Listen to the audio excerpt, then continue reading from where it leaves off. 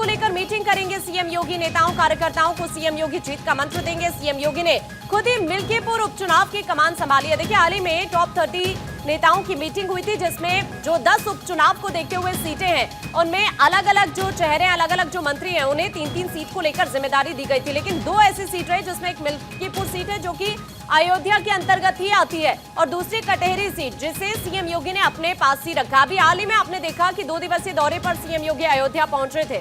उन्होंने इसी बात का जिक्र किया था। वहां पर साधु संतों के साथ सीएम ने मीटिंग भी की थी अपने 2 दिवसीय दौरे के दौरान, और वहां से एक संदेश देने की कोशिश की थी कि भले ही आपने इस बार बीजेपी को वो प्यार नहीं दिया जो आप हमेशा से देते आए, लेकिन अयोध्या हमेशा से बीजेपी के विकास में पहली प्राथमिकता रहेगी, और इसीलिए सीएम योगी ने वहां से संदेश देने की कोशिश भी की थी। और अब आप ये समझ सकते हैं कि 1 हफ्ते के अंदर सीएम का ये दूसरा दौरा होगा। अयोध्या जाएंगे एक बार फिर से, और यहां से एक बार फिर हम कह सकते हैं कि एक बड़ा संदेश देने की कोशिश होगी। अवनीश इस वक्त हमारे सहयोगी हमारे साथ जुड़ रहे हैं।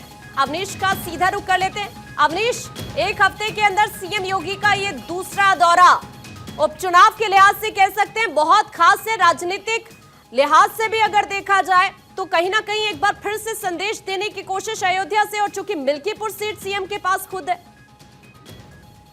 जी बिल्कुल, एक संदेश देने की भी कोशिश है, और लीडिंग फ्रॉम द फ्रंट है योगी आदित्यनाथ का, और इसीलिए जो 2 सीटें उन्होंने जिम्मेदारी में ली हैं बेहद कठिन सीट है बीजेपी के लिए। बहुत लंबे समय से बीजेपी उस सीट पर चुनाव नहीं जीती है।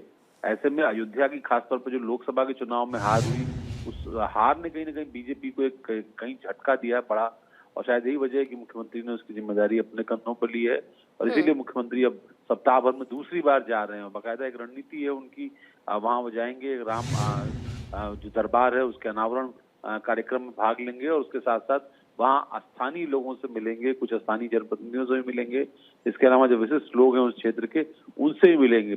कहीं ना कहीं कोशिश यही है बीजेपी की कि आचार संहिता लागू होने से पहले, चुनाव की तारीख घोषित होने से पहले तैयारी इतनी पुख्ता कर ली जाए, इतनी ज्यादा आमद उस इलाके में हो जाए कि जो भी नकारात्मक चीजें पार्टी को खासतौर पर चुनाव के अंदर रही, कि जो अंतर था लोकसभा चुनाव में, भले फैजाबाद की सीट बीजेपी हार गई, लेकिन मिल्कीपुर सीट पर जो अंतर था, जो खुद अवधेश प्रसाद की सिटिंग सीट थी, समाजवादी पार्टी से अब सांसद हैं, वो महज 7,000 रह गया था, जबकि वो खुद विधानसभा जब चुनाव जीते थे तो इससे ज्यादा अंतर से चुनाव जीते थे। तो ऐसे में 7,000 के अंतर को और कैसे कम किया जाए ताकि सीट बीजेपी के पाले में आ सके, यही कोशिश मुख्यमंत्री योगी आदित्यनाथ की है। जी ठीक है, बहुत शुक्रिया आपका अवनीश, हमारे साथ जुड़ने के लिए, जानकारी साझा करने के लिए।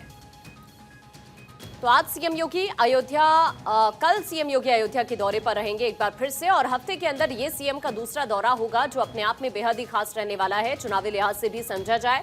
और दूसरी तरफ क्योंकि अयोध्या को विश्व स्तरीय पहचान दिलाने की कोशिश है बीजेपी की, और इसी को देखते हुए सीएम योगी बार बार वहां पर विकास कार्य का भी जायजा लेते रहते हैं। जब पिछली बार भी अयोध्या के 2 दिवसीय दौरे पर रहे तो उस वक्त भी सीएम ने साधु संतों के साथ मीटिंग की थी, अधिकारियों के साथ भी वहां पर विकास कार्य को लेकर मीटिंग की थी।